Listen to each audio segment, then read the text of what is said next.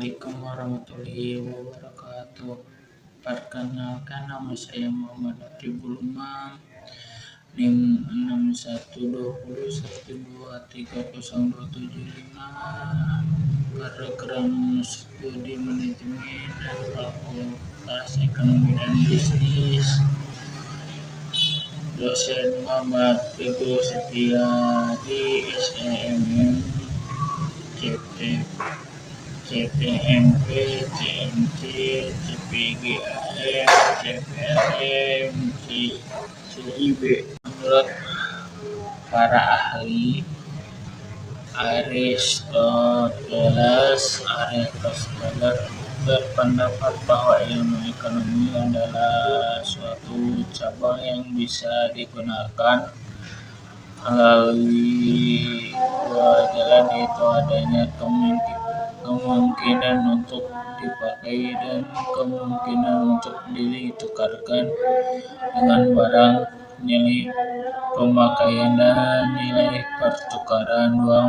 Menurut Adam Smith, ilmu ekonomi menurut Adam Smith merupakan ilmu sistematis yang mempelajari tingkat laku manusia dalam usaha untuk mengalokasikan sumber daya yang terbatas untuk mencapai tujuan tertentu.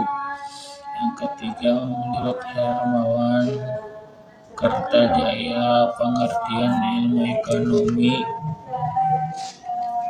menurut Hermawan adalah sebuah wadah yang di dalam terdapat sektor-sektor industri yang sudah melekat. Ilmu ekonomi juga dapat diartikan sebagai ilmu yang mempelajari tentang usaha manusia dalam mencapai kemakmuran. Untuk mencapai kemakmuran, manusia akan melakukan aktivitas ekonomi seperti konsumsi, produksi, dan distribusi. Hal ini dapat memunculkan masalah ekonomi, yaitu tidak seimbangnya kebutuhan manusia yang tak terbatas dengan jumlah barang atau produksi yang makin terbatas. Teori pertumbuhan ekonomi menurut para ahli teori klasik, Adam Smith, filsuf dan ahli ekonomi ini merumuskan teorinya dalam buku berjudul An Inquiry into the Nature and Use of the Wealth of Artian. Dalam buku tersebut, Adam Smith mengatakan pertumbuhan ekonomi bertumpu pada peningkatan populasi yang berdampak pada bertambah output dan hasil. Yang kedua, teori neoklasik, Robert M. Slow, teori pertumbuhan ekonomi. Robert M. Slow lebih menekankan pada rangkaian kegiatan produksi yang dilakukan manusia, akumulasi modal pemakaian teknologi modern, dan hasil atau output. Menurut pertumbuhan penduduk bisa berdampak positif dan negatif, maka kondisi tersebut harus dimanfaatkan sebagai sumber daya yang produktif. Teori historis, teori pertumbuhan ekonomi historis fokus melihat proses perkembangan ekonomi dari tahap prasejarah hingga industri dan masyarakat dunia yang memiliki tingkat konsumsi yang tinggi. Setidaknya ada dua hal yang mendukung teori historis ini, yaitu Friedrich menganggap pertumbuhan ekonomi suatu negara dilihat dari teknik produksi sebagai sumber utama. Adapun tahapnya terdiri dari masa berburu, berternak, bertani, kerajinan, serta industri perdagangan. Bruno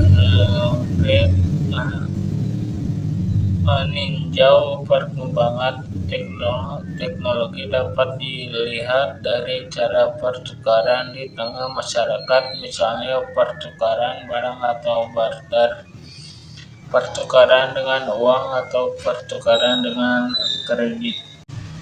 Teori pertumbuhan ekonomi modern. Teori ini didukung oleh Whitman Rostow dalam buku What is State of Economy yang menyebutkan bahwa pertumbuhan ekonomi terbagi menjadi 5 tahap, yaitu masyarakat tradisional, yaitu tahap di mana kegiatan produksi masih sederhananya untuk memenuhi kebutuhan hidup sendiri. Lepas landas, yaitu tahap di mana masyarakat berada dalam proses transisi dengan menerapkan ilmu modern untuk produksi di bidang pertanian maupun industri. Lepas landas, yaitu tahap di mana masyarakat memperkuat dan mendorong pertumbuhan ekonomi secara luas dengan melakukan investasi efektif dan gabungan produktif. Dengan menuju kedewasaan, yaitu tahap di mana perekonomian tumbuh secara teratur dan lapangan usaha terus bertambah beriringan dengan penerapan teknologi modern. Selain itu, investasi dan tabungan efektif meningkat hingga 20%. Konsumsi tinggi, yaitu tahap di mana sektor industri merupakan sektor yang memimpin pendapatan real per kapita terus meningkat, sehingga sebagian masyarakat mengalami peningkatan konsumsi yang melampaui kebutuhan bahan dasar. Ada 2 cakupan dalam ilmu ekonomi teori, yaitu ekonomi mikro dan ekonomi makro. Ekonomi makro adalah bagian dari ilmu ekonomi teori yang mengkaji mekanisme kerja perekonomian secara keseluruhan, dan ekonomi mikro, yaitu ilmu ekonomi teori terapan, merupakan ilmu ekonomi yang mengkaji ekonomi teori untuk diterapkan dalam kehidupan nyata. Ekonomi mikro mempelajari kegiatan ekonomi dari unit ekonomi individual, yaitu individu sebagai konsumen, individu sebagai pemilik produksi, maupun sebagai individu sebagai produsen. Analisa ekonomi mikro terdiri dari teori harga, teori produsen, dan teori distribusi. Ekonomi makro adalah ilmu ekonomi yang mempelajari kegiatan ekonomi secara menyeluruh. Teori makroekonomi menunjukkan bahwa teori tersebut bertujuan untuk memberikan gambaran tentang bagaimana sesuatu perekonomian berfungsi dan menjalankan kegiatannya. Teori tersebut pada hakikatnya menerangkan bagaimana sesuatu masyarakat yang pertama memiliki faktor-faktor produksi yang terbatas, dia mempunyai keinginan memperoleh barang dan jasa yang tidak terbatas, membuat pilihan-pilihan dalam memproduksi dan mengonsumsi barang dan jasa sebagai kepuasan dan kesejahteraan masyarakat dan ditingkatkan. Sekian dari saya presentasi hari ini. Assalamualaikum warahmatullahi wabarakatuh.